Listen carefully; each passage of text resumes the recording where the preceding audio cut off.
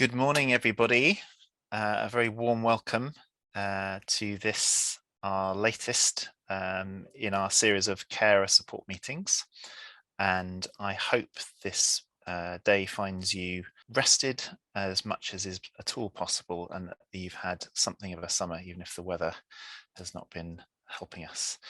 My name is Seb Crutch, and as a number of you join the meeting, it's my pleasure of welcoming you to this Rare Dementia Support Carers meeting. We've been running carers meetings for a good number of years, but as you'll know, recently we've tried to make them a little bit more focused around some of the issues affecting those of you living in the earlier or middle stages of a rare dementia, and then have some separate sessions for people who perhaps have been living with their rare dementia for somewhat longer and will have more advanced care needs. So as always, these groups are open to everyone. You're welcome to come to both types of meetings. And if you don't hear in today's meeting some of the advice or support that's relevant to you, or there are issues that you're particularly keen to see covered, but which haven't been addressed, please always remember that these meetings are just one aspect of what we do. And the direct support team, Nikki and many of the other team who you'll meet later in the meeting, are always here to support you with individual and family and support needs and advice, and to signpost you to other places. So if you come away from today feeling there was something missed that you need help with, please don't think you've got to wait till the next meeting. Please do be in touch with us. Also, just a brief reminder that there are, I think there's 120 people also registered for today's meeting. So that means there'll be a whole variety of us coming from very different perspectives. People who are caring for individuals, loved ones, family members, but also people, some professional carers as well will also be with us, who may be supporting people in a professional capacity.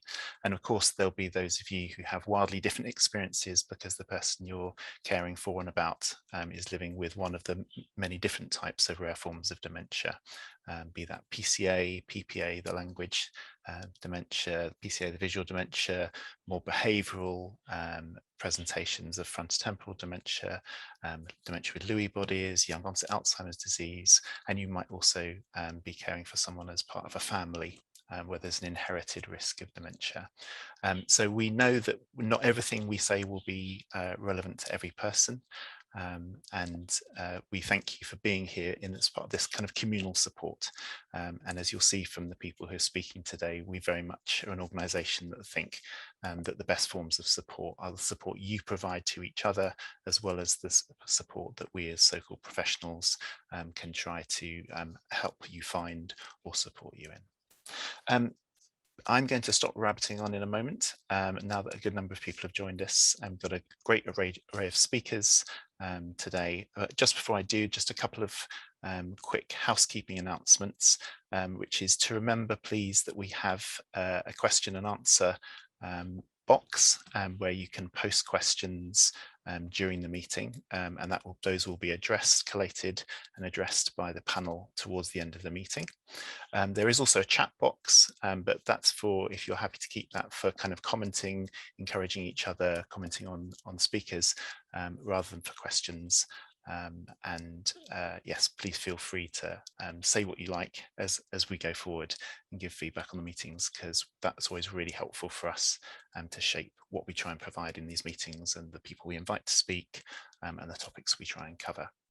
And also a reminder that this meeting is recorded, so there's a good number of you present and joining in live, but also a lot of people will catch up with this meeting later on.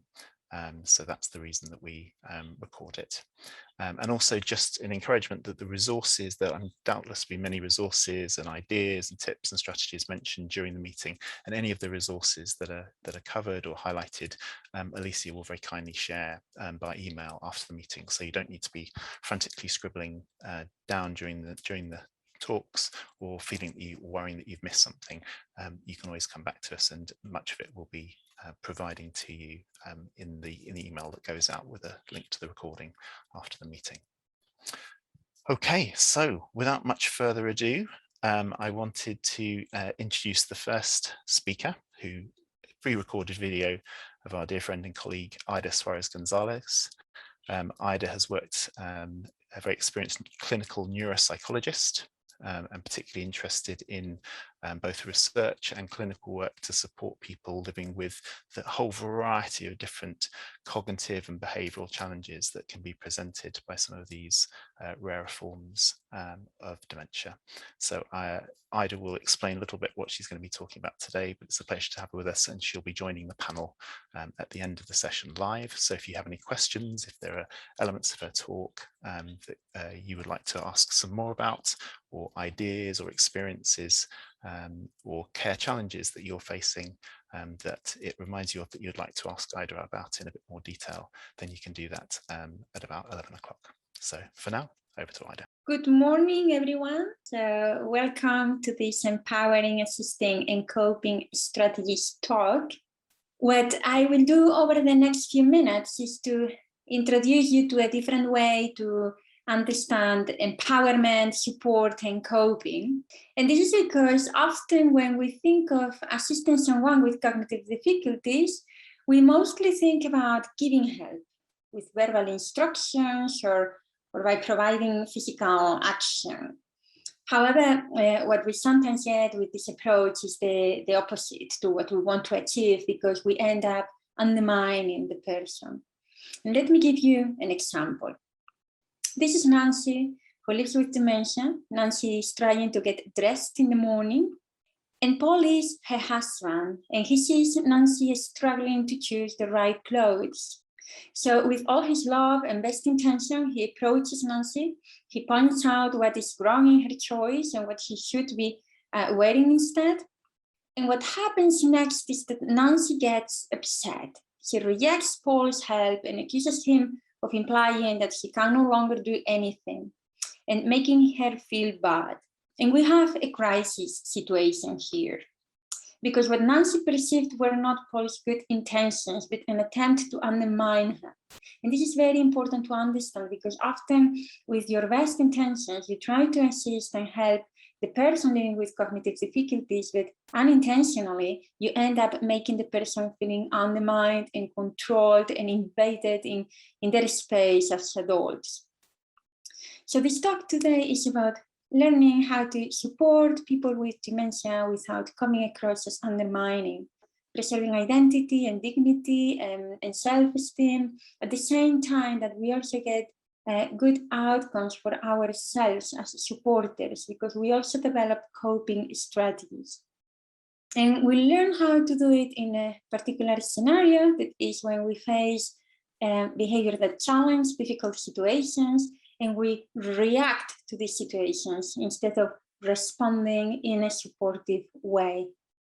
So the first very important learning here is to understand that dementia is a physical disease of the brain. This means that there are populations of brain cells that we call neurons that get sick and die as dementia progresses. And our brain is made of different parts that you can see here. They are in different colors here. Different parts of our brain sustain different aspects of our being. Some are more involved in language, others in vision, others in memory, etc. But all these brain regions in an orchestrated effort are responsible for controlling and modulate our behavior. This means that the challenging behavior of the person with dementia is not on purpose. This is very important to stress this notion, this idea. The behavior of the person is not on purpose. It is either a symptom of the disease, as it happens in the behavioral variant frontotemporal dementia, or a reaction of the person to their own grief and frustration. For people with dementia, it's very difficult to change their behavior because they don't have control over the changes happening in their brains, or they just don't find another way, a better way to communicate when they are feeling bad or sad, or they are stressed or angry, or they have unmet needs. So if we cannot expect the person with dementia to change their reactions to certain situations voluntarily, what shall we do? In the next few minutes, I'll provide you with a decision-making tool, a very brief and simple decision-making tool, and some examples to illustrate what you can do. And all the examples that I will use today are true stories provided by people that I've met in clinic.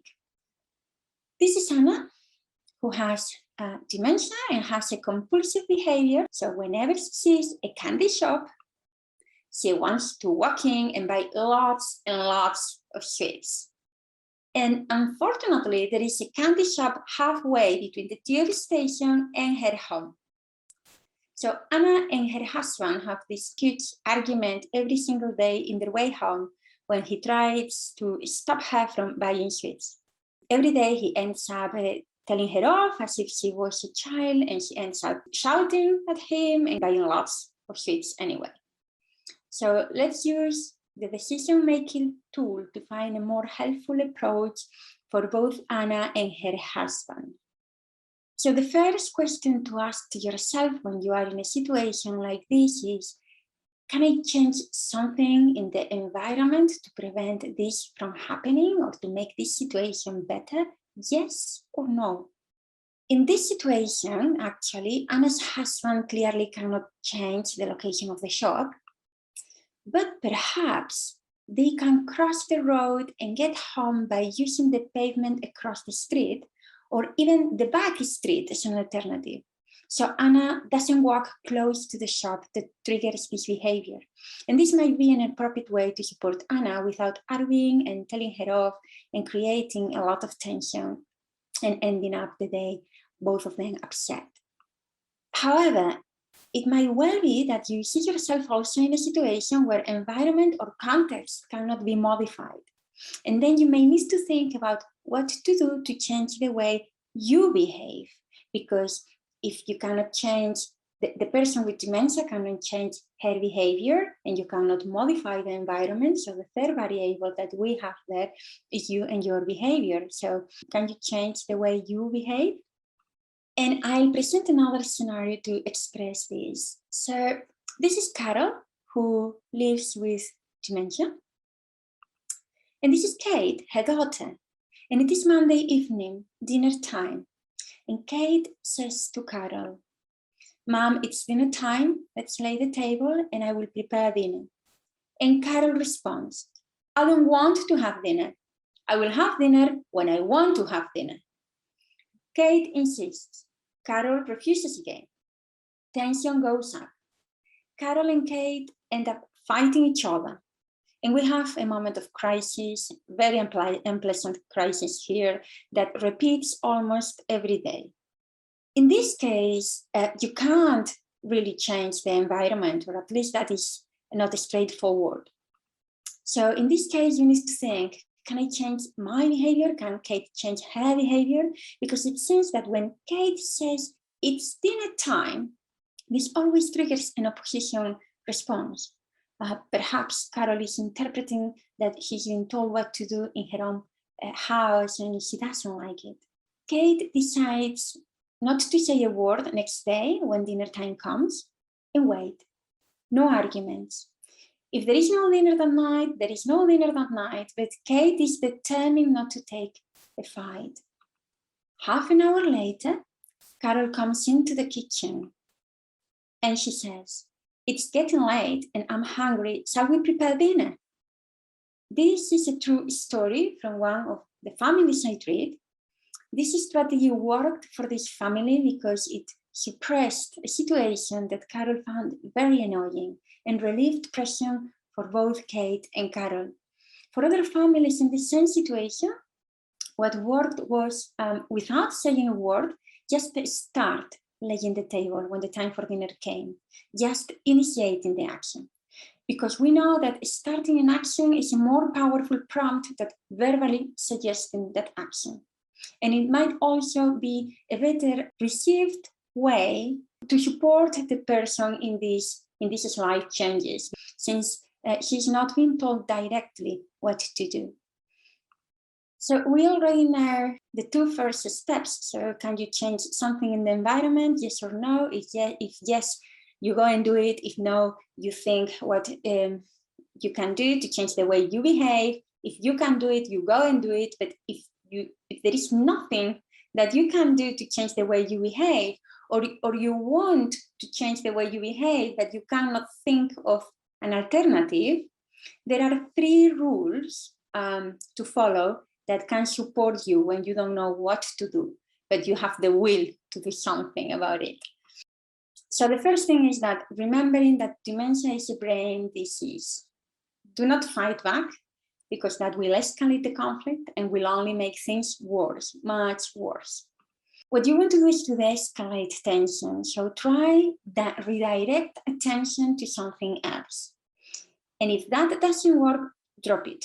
As long as it is not a life-threatening situation, obviously, just let it go in that moment. And come back to the thought of it when you are well rested, relaxed, and can think straight and generate a couple of potential strategies to try out the next time that situation happens again. But in the middle of a situation of tension, if you don't know what to do, it is better that you do nothing. It is better to let it be and make some space to reflect about what happened, be analytical, be calm, and make a good decision, a strategic decision about how to respond next time.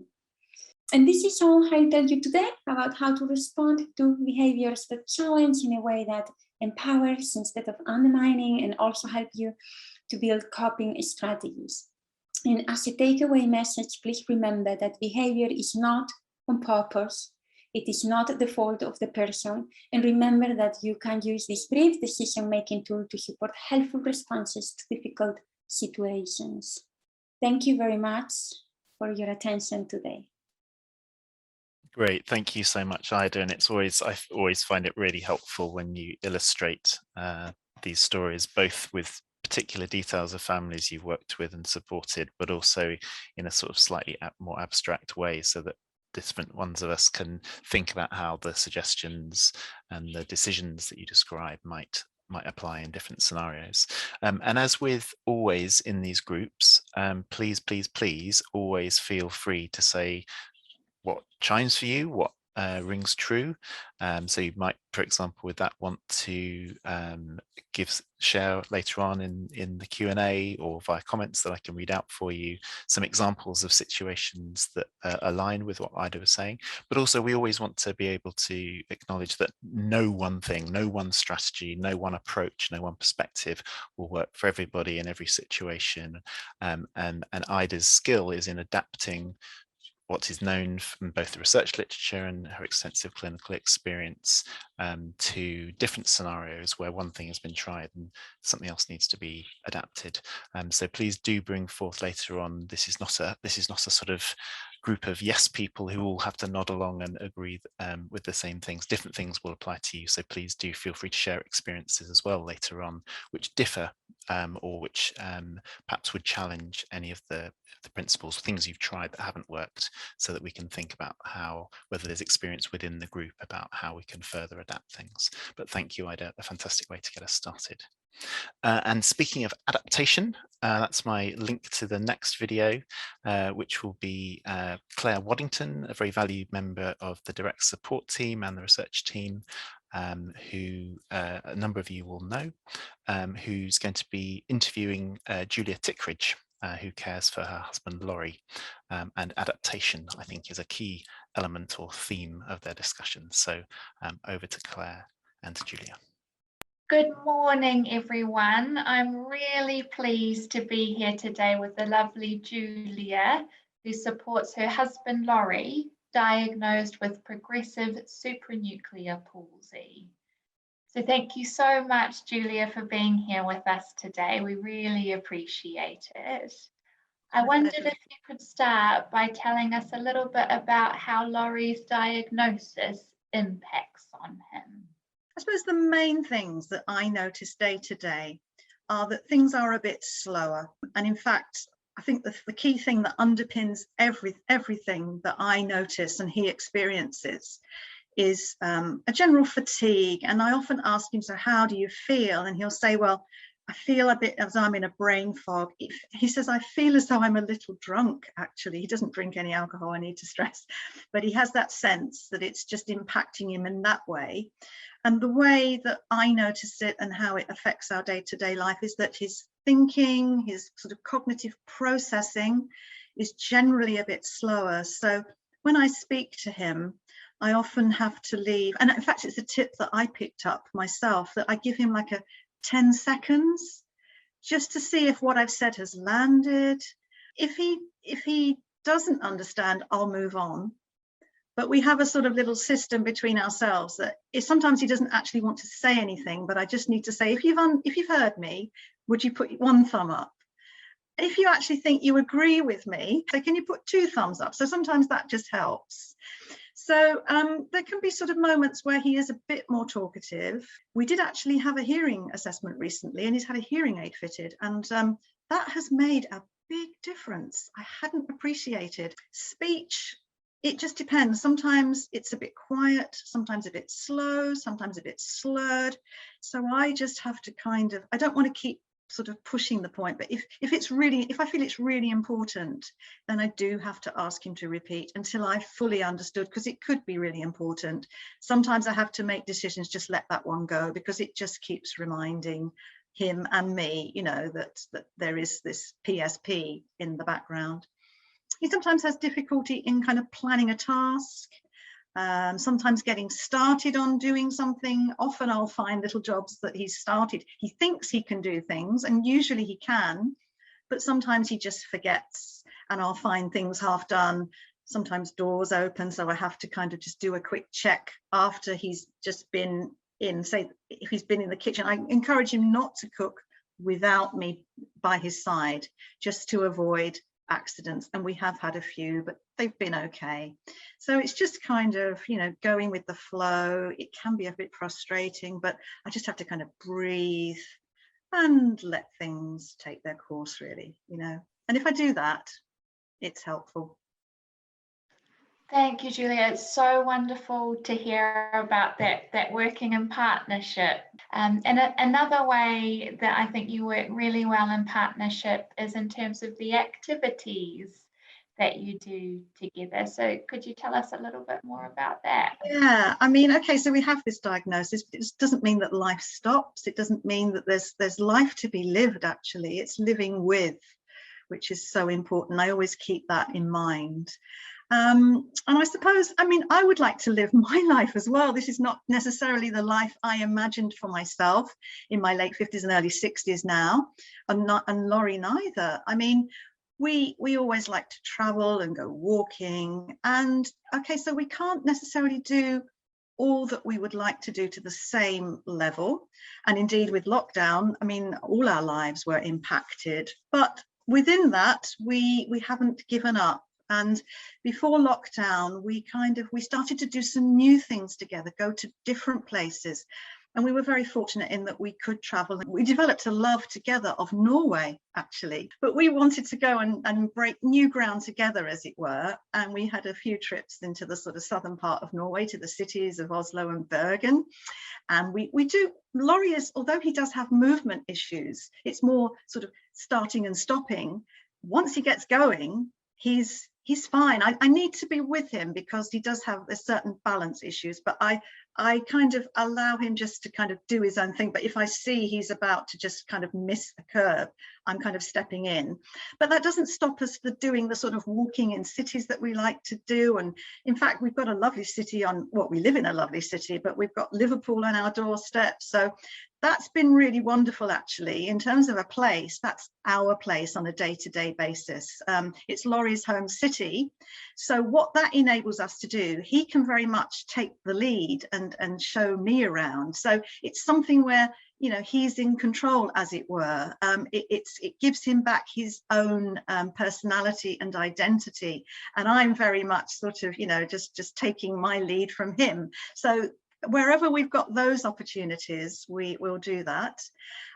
One thing that we did do, and we had to adapt slightly, because Laurie, for a time, was unable to ride his bike without having a little mishap here and there, and it was getting a bit dangerous. So I love running, And I thought, well, if we keep both feet in contact with the ground and I'm with him, at least he's got some stability.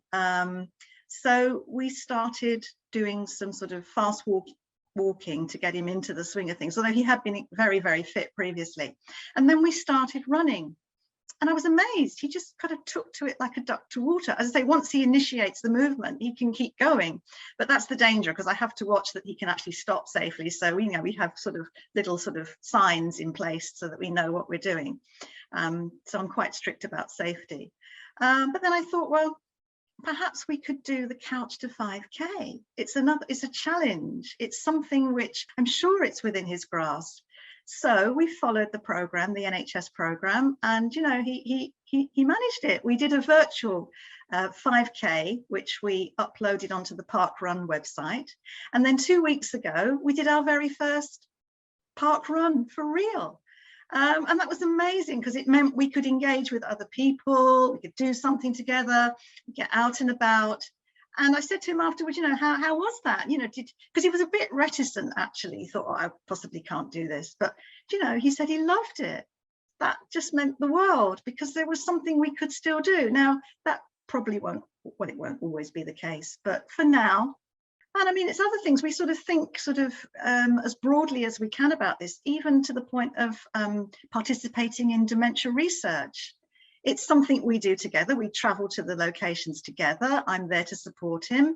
It's something very positive. We feel like we're making some contribution still. And I think that's really important, that we feel like we're contributing. We have an allotment. I was a bit sort of reticent because I'm not really a gardener, but I thought, well, we've got this allotment, we really need to use it. And Laurie's the expert. So again, it's something where he's the brains behind the operation, as it were, and I'm learning. It works the other way as well, because you remember I told you that we loved Norway. Well, we want to keep going back to Norway as long as we're able, once things are up and running again. So we're learning Norwegian together. Which is it might sound a bit, ambitious, but actually I love languages. I like learning languages. I wanted to learn Norwegian, but I needed somebody to sort of support me to be motivated to keep going. And I can actually use our language learning to help Laurie with his speech and language, making sounds and using his brain. So, it's a bit left field perhaps, but it works. So, I mean, my message to anybody is just don't think you can't do things. Always have a go. It might go a bit pear-shaped, but you never know what you might find out. Julia, I think the way that you describe that is so wonderful, that empowerment that you have for Laurie to encourage him to do what he can, and that you're helping him, but in a lot of ways, he's helping you. And I wondered if there were activities, you talked about activities that you do together. Are there also activities that you've picked up separately as well? Yeah, Laurie does exercises that were given to him by a local physiotherapist to help with his balance and just generally keeping flexible. And so he will do those on his own, occasionally with a bit of a prompt from me, but it's something he can get on to do his own thing. And while he's doing that, I'll do my own little bit of a workout. So that works quite well. I mean, one thing I need to say, you don't always have to be doing a lot of stuff. I think there's a good, it's good to have quiet time. And so Laurie does have his own things that he does just to keep quiet, which means I get more time and space. So he loves doing word searches. And I found a number of books. I mean, they're not pitched at a sort of childish sort of level. They're quite demanding for anyone. And he loves just doing these word searches on different subjects. So that really keeps him engaged and stops any frustration and stress. And the other thing that he likes is listening to music. I mean, I should have said earlier that one of the things we enjoy together is going out for music, actual live music, to classical concerts. And one thing that people might not be aware of, just to mention here, is that you can ask to get onto the access list for various cultural organisations. And that means the carer can go for free. So, and as far as me, well, what's most important for me is that in the last few years since the diagnosis, I focus solely really on Laurie's day-to-day well-being and just keeping sane myself. and I let my friendships go. That was not a good thing to do. But fortunately, my friends are very forgiving, and I've started to reconnect with them, and starting to sort of find opportunities to go out or just to meet them, to talk, even writing a letter. It gives me a chance to reconnect with my life. And also, where I can, I've picked up on hobbies that I let go. I don't know, you can very easily lose your own identity, I feel, and it does take a bit of conscious effort. But it's challenging, because when everything is coming at you all at once and you just want to help your loved one, I just want to help Laurie, but it came at a little bit of my, expense of losing a little bit of myself. But I can regain that, and unfortunately I had the insight to know that that's so important. Thank you for highlighting that, Julia. I think that's a really important aspect that you've touched on there, and something that doesn't always get validated. And something that you've also touched on a little bit is about how you balance your caring role with spending quality time with Laurie as a partner. Yeah. I wondered if you could tell us a little bit more about how you try and find that balance. Yeah, I mean, that's challenging. Our relationship has been out of balance for a while. I mean, we are underneath it all, we are equal partners, but I am, like you have these helicopter parents. I've been a helicopter partner. You can't help it. But I think the most important thing for me, and I always try and remember these key words really for myself, is that it's so important that I'm Laurie's family. I'm Laurie's wife. I'm Laurie's carer, and I accept the word carer. I like to say more, I support, if you like. I provide a bit of scaffolding to enable Laurie to get the most out of life, and to help myself, actually, because while he's happy, it's easier for me. But I focus on trying to get out of our day-to-day life by going out. Actually, just going out for a walk sometimes takes you out of the day-to-day a little bit. And I focus on just trying to be with Laurie in that moment. Sometimes even just to be just quiet and just to hold his hand, just to look into his eyes. I find sometimes it can be a mistake to try and read into somebody's facial expression what they're feeling, because I know with Laurie's condition, his facial movements can be affected. So it's not always a gauge of whether he's happy or sad. Sometimes it's just a blank expression, and that is a bit disconcerting sometimes. If he's a little bit agitated, just to take his hand, and somehow we kind of, just that sense of touch is reassuring and re-engaging. And it's an unspoken communication that perhaps connects with who we really are as people and why we are together. And that is still there in spite of this diagnosis, which obviously has changed everything, let's face it. But it's just coming back and truly being with Laurie as a person, and taking space and time, and just those fleeting moments where we connect. And particularly, as I mentioned, when we go into Liverpool, which is Laurie's home city, he's more himself. And when he's more himself in an environment where he's relaxed, I can let down my guard a little bit. I'm not always on alert. That eases the tension, but it's not an easy one. And I try not to beat myself up when I get a bit bossy. And I think it's really wonderful how you speak about finding those ways of connecting as a partner rather than just within that caring role. And I wondered if you have anything to add about the ways that you look after yourself. This is one that I had to face head on. There was an imbalance at the beginning, but now I'm sort of 2 or 3 years on from the diagnosis. I acknowledge that we are equal partners, that my health and well-being is equally as important as Laurie's. There are times when his health will take precedence, but there are times when I absolutely have to look after myself, because I acknowledge, and it's been a hard learned lesson. I can't stress this too much, but it's so important for somebody caring for a loved one with a rare dementia, or indeed any condition that's major, is that you have to look after yourself, because you will be of no use to anybody if your health is suffering. You can't then just give what you would like to give, but in a way that is given freely, because what can happen is you can start to feel resentful because you're having niggles and aches and pains and you're just feeling completely stressed.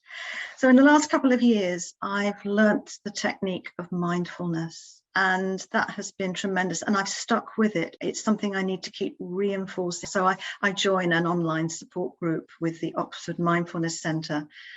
They've been tremendous. I mean, a lot of the resources are free. So if people just Google Oxford Mindfulness Centre, I could really, really recommend what's available. I've always practiced yoga, and that's kind of kept me grounded and gives me a chance just to relax. And I run, and the running really helps to just get rid of stress, gives me a chance to have a bit of a break. I do go running with Laurie, but I found that trying to do, because we're actually now, as I put it, we're going at different speeds, Laurie and I. Although I help Laurie with his running and it gives us something to do together, I do make space to go out and do my own run, because I do need to do that for me. It was where I can just physically let go of the stress. Also, rare dementia support has been tremendous in the number of support groups that I've attended. I also, through one of the support groups, one of the participants said, would I like to buddy up? And that's been tremendously helpful. I mean, it's just looking for opportunities, really. So this helps me really on all levels, on a physical, mental and emotional level. And I give it the time. So I kind of ring fence that time for me. And it's not being selfish. It's absolutely vital. And it's equally as important as what Laurie needs for his well-being. And because those two, because I try to balance those out, and it is a struggle at times, but it is helping. I can't recommend that too highly, to find something that enables you to get that release and gives you your time, but looks after your well-being as a carer, because nobody else is going to do it for you.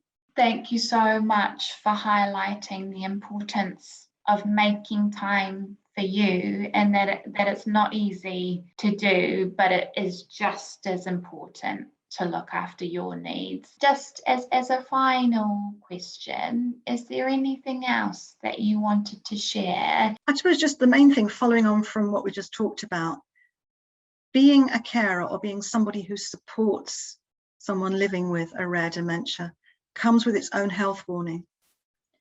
So it is vital to absolutely make sure you look after yourself.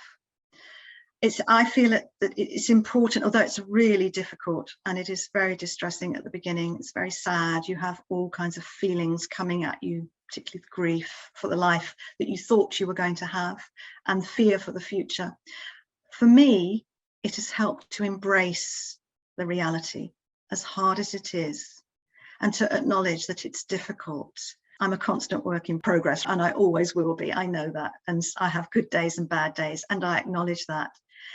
I think it's important also, whenever there are challenges, perhaps if there are behavioural difficulties with your loved one or whatever, maybe things are just going too slowly, or maybe it's just all coming at you at once, is to pick your battles, learning to slow down a little bit, that actually doing less can sometimes be more.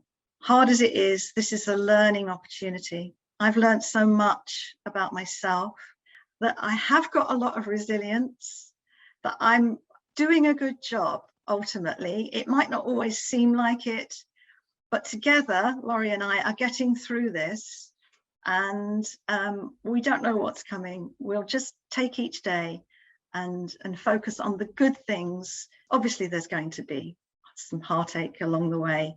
This is difficult, but life is still good. It's still really worth living. It's still got lots of meaning. And yeah, I never cease to be amazed by Laurie and how he's coping. And he's still my best mate through all of this, in spite of everything. Well, Julia, I'm absolutely amazed by you. Thank you so much for talking through how you work with Laurie together, how you empower each other, how you've empowered yourself to access the support that you need, and given yourself permission to have that support as well. Hugely helpful to hear about your strategies. And I'm sure a lot of people here today will find it helpful to hear that too. Julia will be on the panel later on in the session, so please do let us know if you've got any questions for her. And thank you again, Julia, for joining us. Hugely appreciate it. Thank you, Claire. Thank you. Wow, just to add my words of thanks to Claire's and to echo the words that a number of you are using in the chat of inspirational. I think it's a word that these days perhaps can be overused, but not in this case, I'd suggest. And I'm sure you will all have identified in different ways with what Julia was saying and the way in which she was speaking. I think for me, probably what was most inspirational about that is the balance that Julia and Laurie seem to have achieved. Whether that's recognizing that things work for now but don't necessarily have to work for always, the balance of the sort of the good days and the bad, and the balance of being active in a way that some people, if you're having a tough day, it might be quite hard to hear how amazingly someone else is coping. But Julia was very balanced in the way that she described that you can be active, but you don't have to or shouldn't always be active. And also the huge honesty that permeated everything she was saying, describing this fantastic balance, but acknowledging that balance has sometimes been very, very difficult to achieve. And I hope that's the same honesty that you will always feel when you come to these meetings, where you hear from each other about how you're coping, what's working and what isn't, because collectively we won't always have the answer, and not every experience that's shared will be aligned with yours. But I think what we do offer, what you do all offer each other, is perspective. And so whichever phase of life you're in, whether you're having feel like you've achieved some kind of balance, or just feel like you're reeling around and seeking for something to hold on to, we hope that you will have found something inspirational in what Julia was saying. And on that theme of balance, that leads us neatly on to our next talk from Pat Ellinger from CHS Healthcare. And Pat's going to be focusing a little bit on the balance also between how you can empower loved ones, but also be looking after yourselves. So I'll hand over to Pat now. My name is Pat Ellinger and I work for CHS Healthcare. Last year, CHS Healthcare helped over 28,000 people to get support in finding carers or care homes, and are the UK's leading specialists in helping people to find the right care. Our aim is to support self-funding customers find the right care home or domiciliary care placement when and where they need it. At CHS, we assist clients themselves and or their friends and family to find care to come into their home, or at a later stage to find care homes. At the start of the journey, we are here to help empower the client, family members or friends with the journey they're about to undertake. Often family and friends don't identify themselves as carers or ask for support, prioritising the care for the person's needs above their own. They stop becoming the spouse, the son, daughter, etc., and become the carer without realising it. Loving someone, making promises earlier in life does not always translate to providing the very best care for them and meeting all their needs. Sometimes when you are so busy caring, you lose the relationship you had with your partner. A carer's exhaustion may lead to a breakdown in the caring, leading to a request for urgent respite care or admission to hospital or a care home. Consequently, recognising these common challenges and providing support to carers before they reach crisis point is critical. At CHS, we suggest having some form of care from an outside source at the very early stages. We discuss a family member carer's situation with them and the client, and this can both empower the family member and the client and legitimise their needs and help alleviate feelings of guilt. This in turn can over time reduce the negative impact caring can have on health and well-being. When a family member or friend has been recognised as a carer, it is important to signpost them to local services, or if possible, refer them to services that can provide them with appropriate support, such as local authorities or third sector organisations. Connecting with community resources can empower people to live safely in their own homes for a longer period of time. If your family member has dementia, encourage them to seek out which resources are available for the future. If you have family and friends nearby, ask them to help. Use daycare, companion services, and short breaks when you need a rest. This is important for your health and will allow you to recharge your batteries so that you can continue caring. I should reiterate, this is why we suggest help at an early stage. And support groups provide a great opportunity to enjoy getting out of the house and connecting with others in the same situation. This in turn can make you more comfortable and confident in sharing your challenges with others. This is true for both the person with dementia as well as the caregivers. Focusing on what a person can do means that you can both enjoy a range of stimulating activities and outings together. Activities do not need to be structured or complicated. In fact, some of the best ways of helping the person with dementia remain active and stimulated are to keep him or her involved in the day-to-day tasks in and around the home. If a person is occupied for part of the day, he or she should gain a sense of satisfaction and achievement, which is important for everyone. This in turn will make your life much easier. One way to empower people with dementia is to provide additional cognitive exercises where they can learn and practice strategies to remain independent longer. For example, procedural memory tasks such as cooking classes are beneficial to those who are in the early stages of dementia. Advances in technology means there is now a growing range of products and services to help those with dementia live independently and safely. Telecare systems help you to keep safe. Daily living aids like reminder devices to prompt when to take medication or appointment alerts. Telephones with big buttons. These can be pre-programmed with frequently used numbers. Many people with dementia find using a mobile phone or tablet helps. Voice-controlled virtual assistants can also help you stay independent. For example, they can remind you when to take medicines and provide answers to questions. A client has many years of staying independent with dementia ahead of them, but while they're still able to make their own decisions, we advise it's a good idea to make plans so that their wishes for the future can be respected. Making an advanced statement. This covers the care you'd like to receive in the later stages, including where you would like to be cared for. Remember that caring for someone and being cared for is a slowly growing process. Be alert to what you do for somebody or what others do for you. Ask for help early on. You don't have to manage it all yourself. Wonderful. Thank you, Pat. It's great to hear about these sorts of services, and it will be lovely. I'm sure a number of people will have questions for Pat about the service they provide and how that might relate to them. And it's lovely that we'll have Pat on our panel in a few minutes' time so you can address some questions to her. So just a reminder, please do feel free to continue to put not just questions but also comments and shared experiences in the Q&A box so that we can share those with the panel and with the rest of the people listening as your experience, even if you feel you have nothing to offer, just sharing your experience might be the recognition that someone else needs for how they're feeling or what they're struggling with. In a moment, we'll hand over to Nikki. Before I do it, I'm just going to say that one of the words Pat used in her talk was about legitimization, about having early support as a way of legitimizing one's needs. And so that's also an encouragement, I hope, to many of you out there listening who may be in that stage or that state where you feel like you've got to manage by yourself or don't feel able to receive or accept outside support. So I hope that is both an encouragement, perhaps even a challenge for some people listening.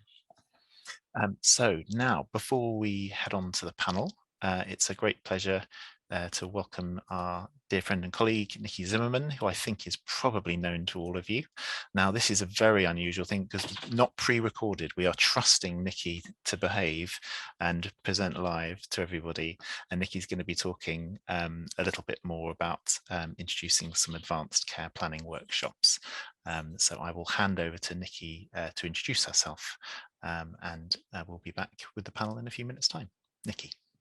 Thank you, Seb, and it is absolutely lovely to be here with you all this morning.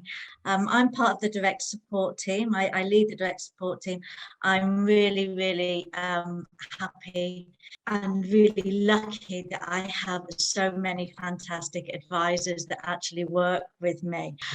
Claire, as you heard earlier, is part of our team, and we've got Livy, we've got Trish, we've got Hannah, we've got Karen, and we've got Alicia as well on the team. So we've got great support there, which I hope that you're going to take advantage of. I'm just going to talk to you a little bit about today about the post-diagnostic support workshops that we are planning and the input that we really would like from you. So it's lovely to see today lots of new names coming up, and these are names that are new members that we're seeing coming through, and we've got over 3,000 members now at RDS, which is absolutely fantastic that people are reaching out for us for support, and we hope to be able to provide, a variety of support to you all. But one thing that we've really noticed that when people have been coming through is sometimes they are newly diagnosed and they haven't had any support at all, or they may have actually been caring for someone who's been diagnosed a while and they never actually got any post-diagnostic support, and they feel a bit lost. So there's lots of questions of what do I need to know, where can I get help, and these are common themes that we're seeing quite a lot coming up. So we've sort of decided to put our heads together and see sort of what we can do to help the majority of people out there feeling a bit lost. And when people are feeling a bit lost, it's, sometimes you just don't know what you don't know, because you don't know what you should be knowing, what's available to you, what's the right pathway for you to go down. So really, it's giving people some tools of knowledge, because we know knowledge is power. When people have more knowledge about the diagnosis, what's going to happen, how they need to readjust their lives, what adaptations they need to put into place, it can be really powerful, and it can really help them along their journey. And we started thinking about this sort of 18 months ago, or longer now, when we went into the pandemic and we couldn't do our normal live meetings. We started doing some small group discussions. So myself and Claire and the other team members did some nice sort of small group discussions with 8 to 10 people, talking about what health professionals are there that can help, and how to manage advanced care planning, when to talk about things, what to put into place. And listening to people, we really felt that people were struggling to find support in their local areas, and there was common themes coming up with members discussing with each other of what are the really important things that they needed to know. So we felt it's time really we need to start taking things further. And we've been piloting some different sort of workshops of recent over the last year. Jill and Roberta have been doing some pre-bereavement grief and loss workshops, and Claire and myself and some of the others have been very much involved with the later stage carers workshops. So what we want to bring to you now is some workshops which are going to look at post-diagnostic support, so really at the early stages. If people have got sort of later stages, we would prefer them to be more involved with the later stage group or the grief and loss group, but this is really for people at the early stages, caring at the early stages. So our plan is 4 sessions, and this is going to be co-facilitated with a direct support team with experts like Aida, and we've got fantastic speech and language therapist, Anna, that some of you may have spoken to. And also we want some members with some lived experience that have been through that process and actually got some good post-diagnostic support and seeing how it has actually worked for them. Now we're going to be doing 2 different formats with this. We're going to be doing some webinars like this, but again within small groups. But exciting news, we want to do some face-to-face groups as well. These will be in London. And we hopefully will have some space at the Dementia Research Centre to be able to facilitate these. And within those sort of 4 sessions, we want to look at sort of the following sort of themes. So understanding the diagnosis, what it means for you as a carer, what the implications are going to be. We want to look at support planning. We want to look at clinical support. So we're going to ask some of the nurses from the Candid team at Queen Square to be involved with this as well. We're going to look at welfare and benefits. We've got a fantastic rights and entitlements officer, Trish, who some of you will have spoken to, who's going to help with that. And we're going to look at some management strategies as well. So that's what we plan to do. And what we want from you is to let us know if you're interested in this, if this is something that is going to be really helpful and beneficial for you. And we want you to let us know if that was the case, if you would like to be involved in an online group, or if you want to come to London and do some of the face-to-face meetings with us. And this, again, would be a small group, very interactive group, but we'll be able to share ideas together. And I've put forward some themes today and some ideas what we want to cover, but we want to also have your ideas as well of what are your top sort of 3 things that you would like to get out of this, so it'll help shape our meetings. So if you would like to join us, and we would love you to, please send me an email at contact@raredementiasupport.org. We will be sending this out with the recording as recording link, which will go out next week. So please don't rush and write this down. There will be a little note coming with all the meeting notes, which will be sent out next Friday. And I hope you'll join us. Thank you for listening to me, and I'll just hand back to Seb now, and we'll start the Q&A session. Wonderful. Thank you, Nikki. Very much appreciated. And I hope that lots of people will be interested in that opportunity. So please do be in touch, as Nikki said. So if I could welcome the panel and the speakers, most of whom you've already seen, but now here live in the flesh back to join us, that'd be great. And thank you very much for your questions and your comments, and please do keep those coming. So Nikki, I think Millie and Claire a little bit in the background have very kindly been curating and collecting some of your comments and questions, and they'll keep doing that through this next half hour or so while we're talking about some of these issues that you've raised. So please do keep those comments coming in. So perhaps we could start with a bit of creativity. Maybe Julia, maybe I could ask you to start with this one, but as with all the questions, please everyone feel free to join in. And one of the people attending today's meeting has said, I support someone with dementia who really enjoys creative activities. What are some of the ways I can help them to engage with this? Yes, I mean, we've had a really good experience. My husband took part in the Rare Dementia Support Creativity Club, and he showed a skill that he'd never really demonstrated, although he'd done lots of technical drawings in his work. But he's a really good artist, and he just needed that bit of inspiration, something just to trigger him to get started. And he's just taken to it. He does sketches and paintings, and he just, with a prompt, with just some inspiration, maybe some music, or I mean, at the moment, he's actually, it's our son's birthday, and he's preparing a card that he's his own handmade card. So he's doing that quietly while I'm here.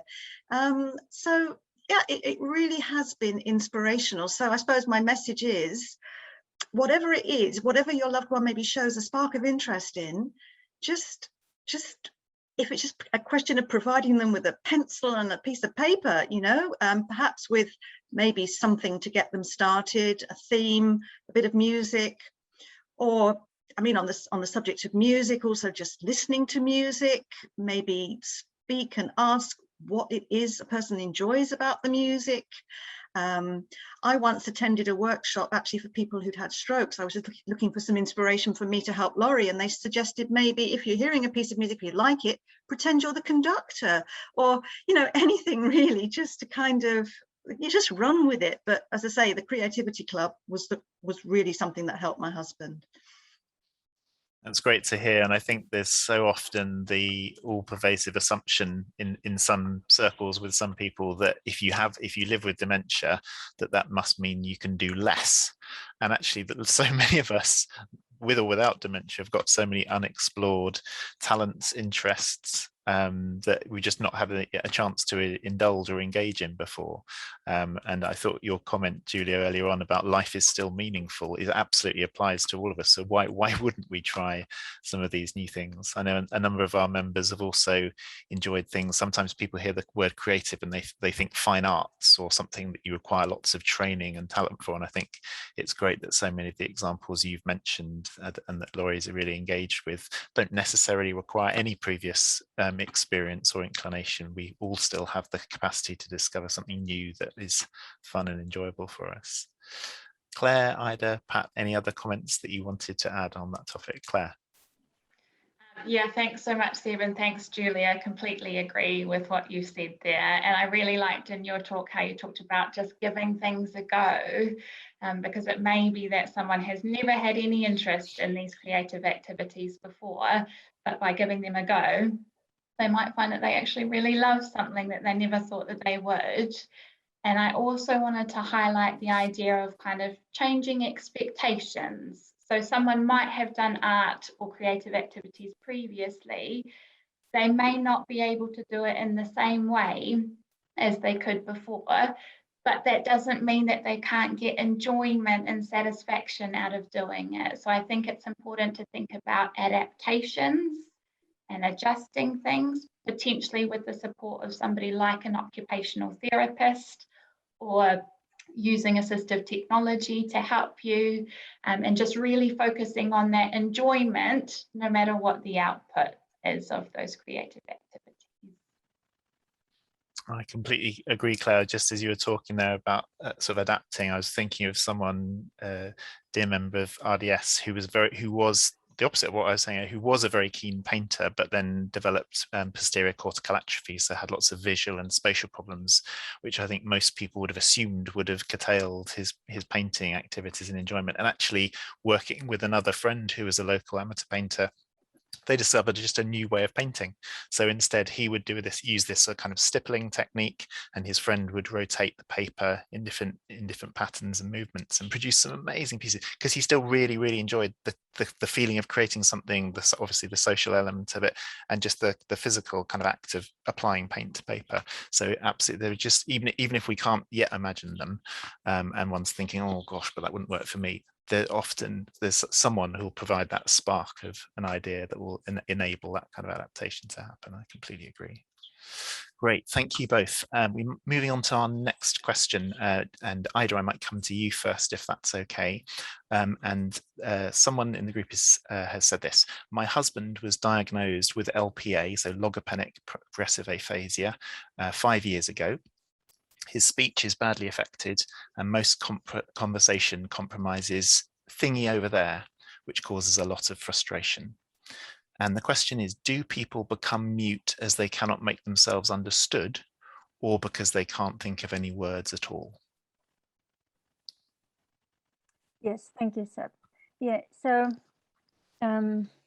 the problem with the primary progressive aphasias is about getting the words out there and communicating verbally, but the person is still in there. So it is important to understand that the identity and the wishes and the motivations of people are still in the person. It's just that this problem with language builds this huge barrier that impedes communication. But what I would advise in this case is to receive proper training about how to communicate with the person with dementia. There are speech and language therapists and workshops available to further understand what is happening when you lose your speech, because communication happens not only with spoken words, it happens in a wide range of ways. It happens with behavior, with nonverbal behavior, with your body, with your gestures, and also with, again, with the way you behave. So you need to develop, when you cannot use words effectively anymore, you need to develop new skills to keep communication ongoing with your person who's living with dementia. So training in these cases is very important, because no one is born with these highly specialized skills of communicating with someone with dementia who cannot get the words out anymore. So this will be my advice. Try to find specialized support and training in techniques to communicate with people with PPA. Great, thank you, Ida. And as you say, it's really encouraging that there's a sort of blossoming availability of that kind of support, not just face-to-face, but online as well. And please do, for anyone else who have been affected by these kind of issues, please do remember that to get in touch so that we can try and direct you to some of those resources that Ida was mentioning. Okay, Pat, perhaps I could come to you next if that's okay. Lots of interest in your talk and about your organization, and one very specific question, but which you could perhaps elaborate on a bit, is whether you are able to support those who are not self-funding their care and how that all works. Well, that's quite difficult, really. I mean, I do quite a lot of that just by default, really, but mostly it's self-funding people, because if you're not self-funding, you do tend to get more help from social services. You do sometimes, depending on your local authority, you do have to be very firm about what you need and push to get it.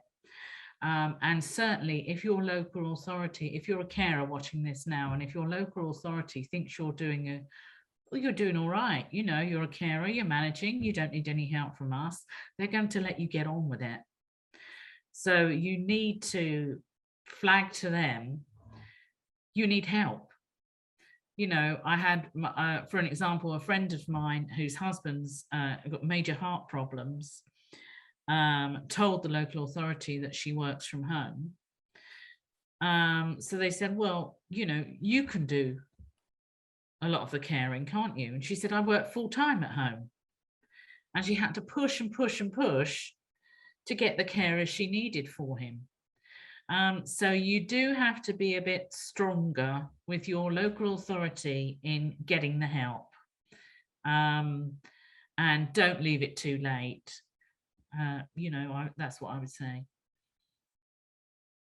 Thank you. And I think we'd all endorse that. If anyone else wants to come on that point, please just unmute and do speak. But I'm sure a lot of people would endorse that point about the kind of energy and persistence that is sadly, regrettably often needed. Julia. Yes, it is key. And I'll just say I'm currently about to go through the process of a carers assessment with social services locally. And also my husband will then have a needs assessment to go alongside that. And I'm really grateful to you, Pat, for mentioning that you really have to emphasize the key difficulties, because I was talking to a social worker and she sounded very supportive, but she didn't understand a rare dementia and the complexities of this diagnosis. So I was having to explain the very, very basics. And I think, you know, just to really keep reiterating, but I would also say I'd encourage everybody to go through that process to raise the awareness. It just depends. You might find that's just too painful an option, and if you know you're probably going to have to be self-funding, you might not want to put yourself through that. But I think it's so important to raise the awareness, because every interaction with a healthcare professional, with the social services, raises that awareness in your locality. So it's worth it from that point of view if you feel able. Yeah, the resources at the moment are, you know, are quite limited across the board, across the private sector and the local authority sector. So if they can get away with not providing something, then they're happy to do it. But I would say to all of you out there that are carers, don't underestimate the care you give. And it might be, some people say to me, oh, no, we don't claim attendance allowance because, you know, we don't need it yet, really. And I said to somebody the other day, could your mum and dad survive without you? And they said, well, actually, no. I said, so that's the care you're giving. That's what you're doing for them. And you don't even notice it. You don't even notice that you're keeping them going. So it's like a hidden aspect of care that you just do naturally. It's sort of important to recognize that care that you're giving already, to understand what you're actually doing for that person already, and to ask for that help. Yeah, and I think a lot of people also feel reluctant sometimes to kind of express the nuance of their situation. A lot of questions are asked in quite a black and white way, like, is this person still mobile? Can they walk so many yards? And it's sort of, and so many answers in the context of different rare dementias are, well, sort of yes, but, and then it's, as you say, Pat, it kind of reveals how much help and support is actually required for someone. Yes, they might physically be able to walk 20 yards, but only if there's someone at their elbow guiding them, helping them not to trip over the thing that they've misperceived or not seen at all, etc. Or if somebody's put their walker in front of them, you know, to enable them to do that. Yeah, absolutely. You know, which is crucial. Yeah. Claire, I think you wanted to come in. Thanks. Sorry, I just wanted to raise, I saw someone put in the chat about how to access a carer's assessment. So just to say that that usually goes through your local social services. So adult social care would be where you'd need to contact. In some areas, it is commissioned by the local carers centre instead. And if you need any help being navigated to where you need to go, please do contact the direct support team and we can give you a bit more guidance on that. Great, thank you. Claire, while we're with you, I wondered if I could come to you with this next question, which is someone asking, any ideas on how to encourage my brother who has FTD, frontotemporal dementia, to drink more water during the day? This has been a source of concern and conflict, and his wife has tried lots of different options, including the juice sweets, to no great effect. Any advice you could offer? Thanks, Seb, and I think Ida will have things to add on to this as well.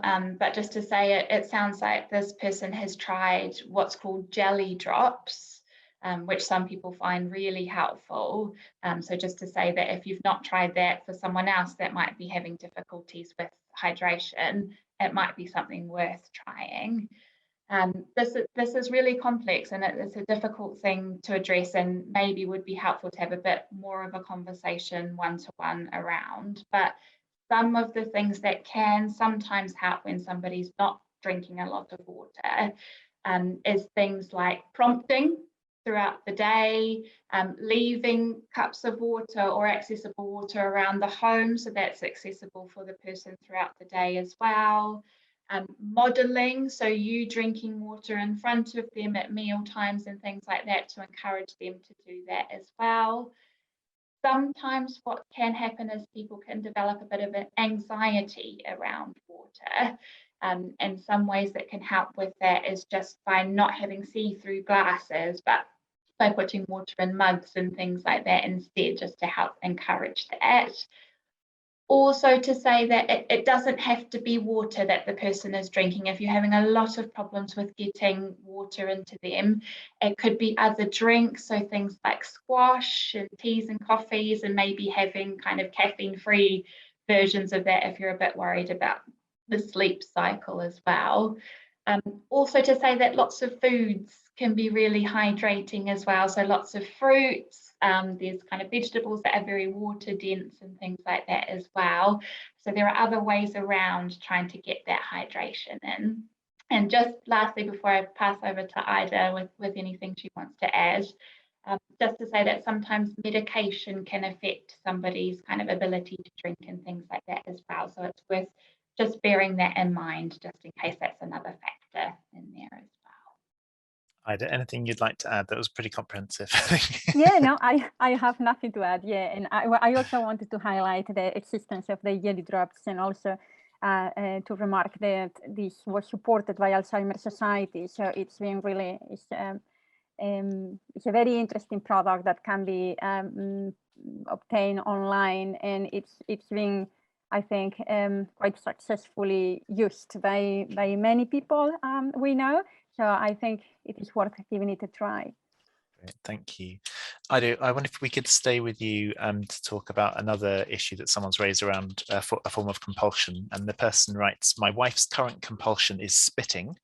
No matter what strategies I've tried, I cannot get her to stop, which in the current COVID situation is a problem when she continues to do it when we go out in public. Does anyone have any ideas or thoughts on how I could try to address this, as this is causing and curtail our ability to go out? Yeah, so first of all, making clear that there is not a general solution to tackle the situation that will work for everyone, because strategies need to be tailored, because each person is different and your case is different from another person's one. But I may have some guidance to point you perhaps in the right direction. So the first thing is to understand that it is difficult for her to stop spitting because she's got a compulsion and she feels driven to spit. And completion of a compulsive behavior provides relief and alleviates anxiety or distress. So there is a reward from completing that action of spitting. So the first thing I'd advise is for you to think if there is any situation where she spits more often. So is it perhaps when she's surrounded by people or in an unfamiliar environment, or when she's uncomfortable or upset, or when she's told to do something that she doesn't want to do? Try to identify when this happens most often and avoid those situations to reduce the frequency of the behavior. And if you manage to do this, you may reduce the behavior, but should be mindful that you are unlikely to extinct the behavior, to make it disappear, because it is part of the syndrome and the disease. So you perhaps also need to think how you can make that behavior becomes more acceptable and more bearable. For instance, you can encourage her to spit into a tissue, or she can wear a mask when you are outside so she doesn't spit on other people or the street. And you can also always carry a card explaining that she's got a condition, that she can't control her behavior, and you appreciate understanding.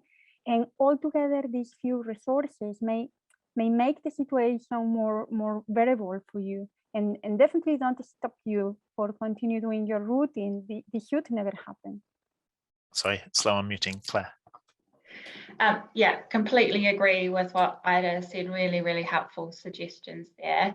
Just to add that sometimes people can have excess saliva, which might be increasing that spitting behaviour. So that might be something to discuss with the GP, and potentially have a look at thinking about a swallowing assessment, just in case they're not able to get the saliva down because of any issues with swallowing.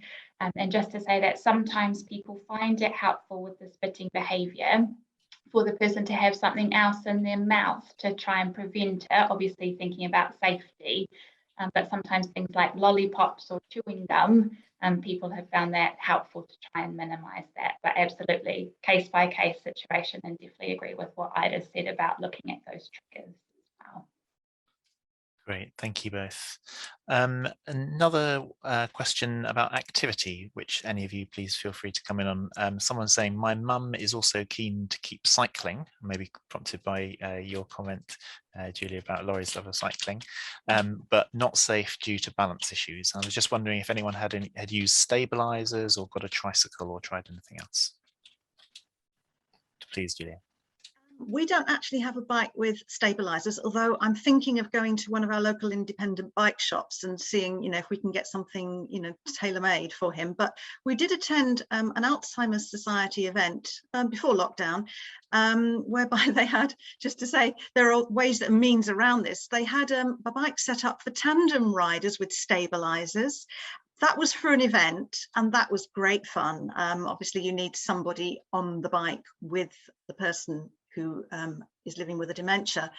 But the other thing that we've done, because although Laurie has got on his bike occasionally, I still don't feel quite secure, but he has a stationary exercise bike.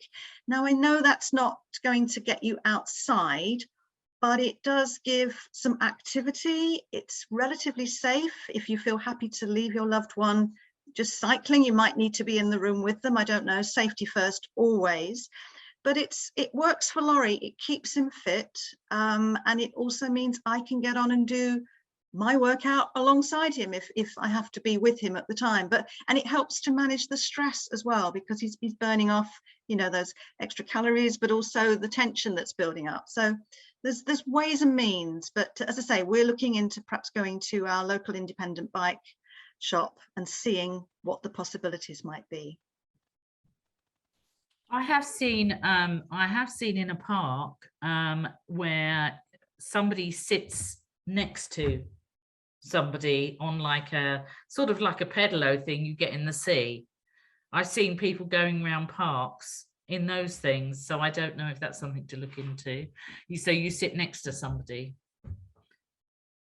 Absolutely, and I think quite a number of bike clubs also have schemes for co-piloting, whether it's on a tandem or the kind of someone was suggesting a recumbent tricycle. So yeah, a number of bicycles I think have bike clubs do have schemes where someone can come out with you, or you can do cycling in a controlled environment. Where I mean, you watch the Tour de France, people come off quite a lot, so there are some safer situations, particularly riding on grass. And I know that there's some schemes on Clapham Common which have encouraged people to do safe cycling as their needs allow and as their needs change. So thank you for those great ideas. That's great.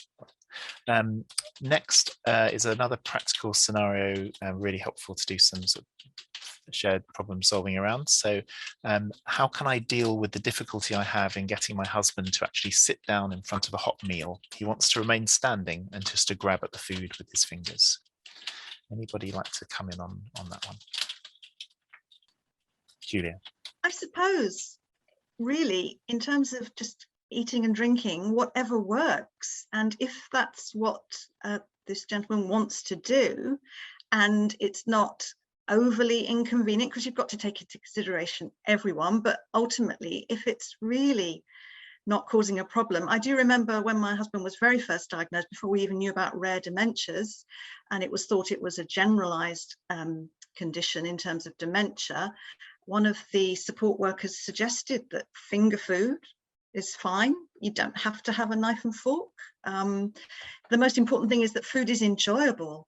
And in my own husband's situation, it's important that he, I'm monitoring that he's not going to be choking on food. And that's the really important thing. So we've had support from speech and language therapists in terms of that aspect, the swallow side of things.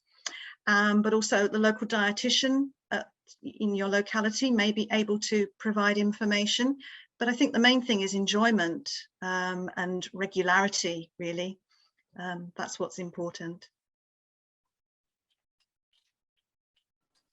Claire. Oh, and Ida, whichever of you comes in first. Yeah, absolutely agree with what Julia said about flexibility, and it may be about adapting meal times as well. So if there are times during the day where he is sitting down and he's more comfortable in that situation, it may be about kind of offering him food then if that's more comfortable for him. But absolutely, finger food, being flexible, really, really good ways to go about it.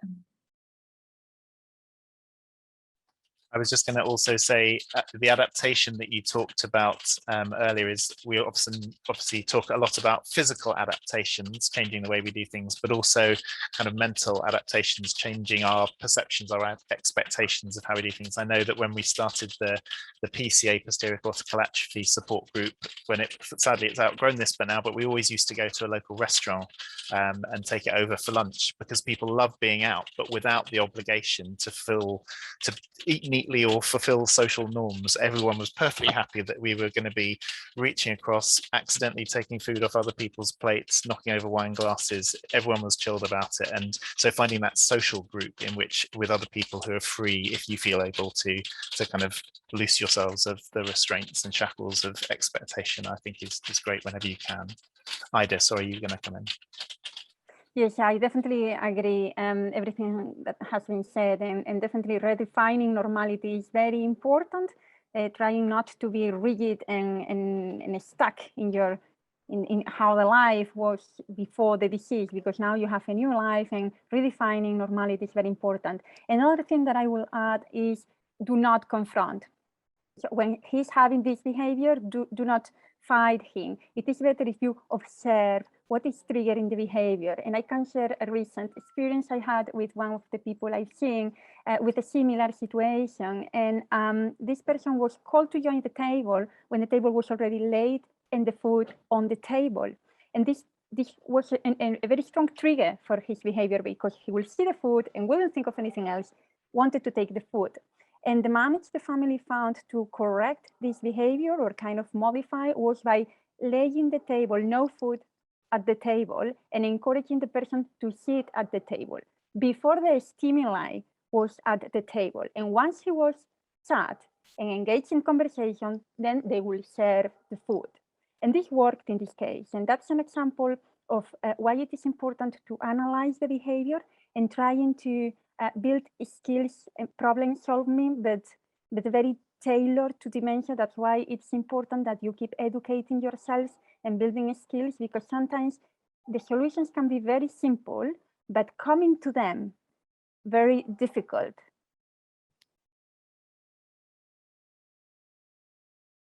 Great, thank you. Sorry, there's just been a response from the lady who asked the question, just saying standing to eat is a problem as he is not steady, he needs to sit for stability, and also he drops food everywhere. So that's really, really important, and a kind of classic example of how these sort of scenarios absolutely have to be tailored to meet because it's often not just one challenge, it's the combination of people's different needs and desires and restrictions and challenges that need to be factored in. So thank you. I hope some elements of what we've talked about have been helpful. Pat, I wondered if I could come to you next. We're moving towards the end of our time. Thank you for all the questions. We will address any that we haven't been able to get to during this panel after the event, but hopefully time for a couple more quickly. And this next one, really important, about respect for the person with dementia and their decisions and wishes and values. So the question is, can anyone give me an idea of the best way to approach social services and make sure that the decisions and values of the person with dementia are respected? A really great question. Social services are really pretty hot on this, you know, and I'm sure you're all aware that everybody has a right to make what we might consider a poor decision. So somebody can say, I don't want carers, I'm more than happy in my home, and I don't need any help with personal care, when it's quite obvious they do, but you can't enforce it on anybody.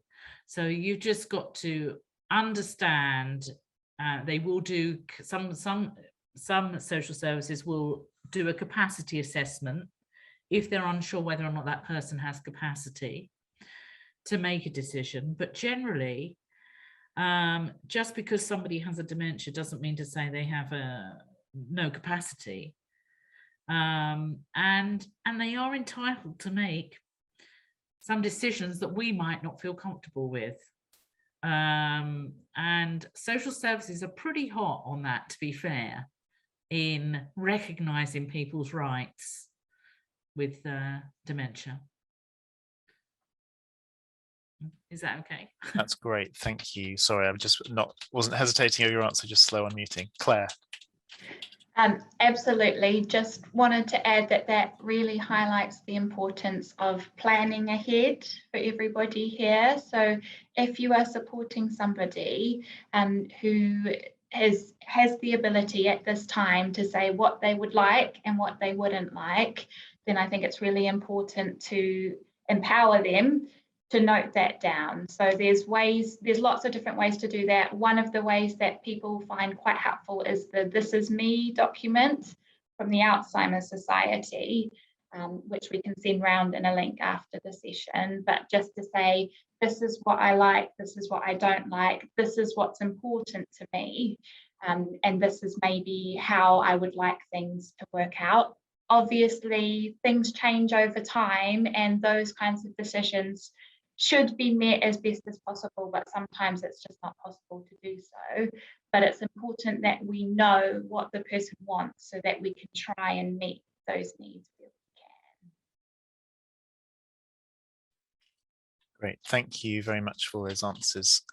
I'm sorry we can't get to all of the questions, but I've got to finish with this one because you talked there about planning for the future, Claire, and that's a situation I think will be common to lots of people here. So someone says, my father was diagnosed with PCA, that's posterior cortical atrophy, the visual dementia, recently, and lives alone a few hours away from me. I spend as much time with him as I can, but I also don't want to take away his independence prematurely. However, I worry about him constantly and wonder how I will know when it's no longer okay for him to be alone. So I wondered if anyone wants to comment on that, because obviously it's a very common concern, specifically about someone who lives alone and how long they can remain independent.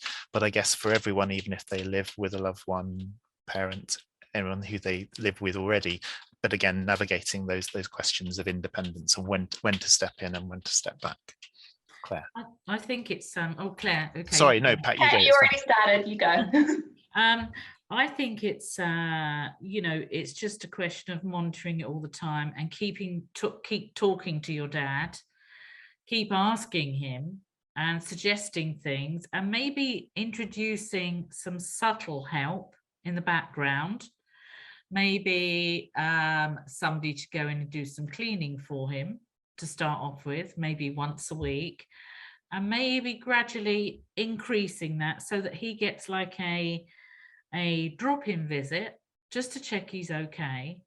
You know, maybe once a day for half an hour, but be subtle about it and do it slowly. You can't, as I said before, we can't inflict care on people if they don't want it. He may feel he's really fine and he doesn't need it. I know it's a worry for you, but you know, I just think that sometimes we just have to accept it until there is an issue that you must address. It's just respecting that person's wishes at that time. He might agree to having somebody come in. You could call them a companion to visit him. You could call them a personal assistant to call in daily for half an hour to see what he needs. And that's a way of somebody possibly reporting back to you to say, all's well at home, dad's fine, he's drinking, and I can see he's eaten a meal in the fridge, that sort of thing. Okay. Thank you, Pat. Claire, did you want to come in on that one as well? Yeah, absolutely agree with what Pat has said about introducing someone very slowly and introducing someone as a companion rather than as a carer. So it may be that if your dad is living on his own, he might just benefit from some additional company. There might be activities that he'd like to do with someone else in the home or outside of the home, and that can be a great way to slowly introduce care. And just to say that if your dad is living on his own, it might be worth making contact with the local authority, with social services, to let them know that he's a person with dementia living on his own, and to let them know that you are caring for him at a distance as well. So if anything were to happen, or if he did need any additional support, they'd know to get in touch with you to help make those arrangements as well. I see on the chat that somebody has mentioned cameras, and I think I'm a bit torn with this, really. I think, you know, sometimes if somebody's somebody might really appreciate cameras. You know, for example, my mum probably would have appreciated somebody watching over her all the time, but it's a slightly tricky road to go down, because you're talking about people's privacy as well. If they're fully in agreement, then I guess that's okay. Great, thank you all for all those fantastic answers. I'm sure there are many other things we could think of, solutions we could kind of ways of addressing these different scenarios that we could have thought about together. And I'm sorry we've not got to speak to all the questions you've raised, but thank you so much, and also for your comments and support of each other in the chat. So as we draw to a close, we'll finish in a moment with a video from the National Brain Appeal. But I just wanted to remind you that we'll be in touch in about a week's time with a link to the recording of this event, and some answers to questions we haven't been able to address, and of course a number of the links to the resources that have been mentioned. But really, it's my job just to thank our speakers, of course, and our panel members for all their inspiring, insightful comments and their generous reflections on their own experiences and ideas, which I hope are helpful for you. And most importantly, to you all for being here. It's just so overwhelming to see the chat and how supportive you are of one another. The fact that I hope this is a place where you won't feel alone, you won't feel stuck with your problems, as tough as some days can be. We hope that you have found this beneficial, and will be coming back to future meetings and taking advantage of both of the one-to-one support from the direct support team by getting in touch with us at contact@raredomentiasupport.org, and also taking up opportunities for small group meetups and buddying and many of the other resources that we can try to put your way. at the time that's right for you and in the way that's best for you. So thank you ever so much. Thank you to Alicia and the rest of the gang behind the scenes who've been organising, and Millie as well, who've organised a fantastic meeting. And we look forward to seeing you in due course. And for now, we'll bid you a warm farewell. Hope you have the best of weekends ahead of you. And we'll leave you with the comments from Eva and her colleagues at the National Brain Appeal. Thanks ever so much. Hello, my name is Eva Tate and I'm the Major Appeals Manager and Manager of the Rare Dementia Support Fund held by the charity The National Brain Appeal. The National Brain Appeal raises money as the dedicated charity for the National Hospital for Neurology and Neurosurgery and UCL Queen's Square Institute of Neurology. The National Brain Appeal raises funds for Rare Dementia supports 2,000 members to help individuals living with rare and early onset forms of dementia, their families, friends, and healthcare professionals. And we also hold several other funds for FTD and dementia research. The funding helps not only the support group meetings in London, but also the regional support groups, admin and support staff, and all other associated expenses, including the new online support groups. When things return to normal, there are travel and accommodation bursaries available to help members attend the meetings. This year, we've raised our fundraising target to 300,000, and this will rise further to 350,000 by 2022 to develop and extend the service in the areas of education, support, and research, with the ultimate aim that everyone affected by a form of rare dementia will have access to specialist information and support, as well as contact with other people with a similar condition. We apply for grants from grant-making trusts, foundations and livery companies, and have a wonderful group of supporters, some of whom are here today, who fundraise for us in an amazing variety of ways. We would love it if you would like to sign up to our RDS fundraising newsletter to hear more of these stories and receive news of how we can support this community. We have had people do head shaves for us. We have had a gentleman drive across the Mongolian steppe in a VW Polo, and we have lots of people who take part in runs and virtual runs as well. At the end of February, we held a gala dinner called Mission Possible, where we raised 110,000 for the expansion of rare dementia support. And we are delighted to announce that in line with this expansion, the charity is committed to raise up to 7 million to create the world's first centre of excellence for rare dementias. If anyone would like to discuss any fundraising ideas or the new capital appeal, please do feel free to email me or my colleague Alexis, our Senior Fundraising Manager, who will speak about the innovative new ways you can be involved in fundraising for RDS, even during this challenging time. Thank you very much.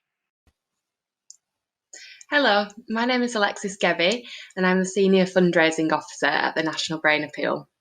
I just want to start off by saying a huge thank you to all of you who already fundraise for RDS. We really appreciate all of your incredible efforts, especially at this difficult time. My role at the National Brain Appeal is to look after all the amazing people taking on various fundraising activities for us. We have had people challenging themselves to run marathons, cycle long distances, climb mountains, and even take on skydives, all whilst raising money for RDS. We also have wonderful fundraisers out in the community who organise golf days, hold coffee mornings, host choir and carol concerts, and even shave their heads. These people ensure that more people like you can be supported through rare dementia support. If you're interested in becoming one of our fundraising heroes, then please do contact me. I am here to support you with your fundraising, and I'm more than happy to chat about any ideas that you may have. While at the moment it isn't possible to take part in a sporting challenge or hold a big fundraising gathering in your local community, we do have some fundraising ideas, such as taking on a solo virtual run or walk, hosting a quiz for your friends or family online, asking for birthday donations in lieu of going out, or even donating money that you may be saving by not travelling to work or buying your daily coffee. Do get in touch with me if you would like to get involved. In the meantime, take care and we hope to see you soon.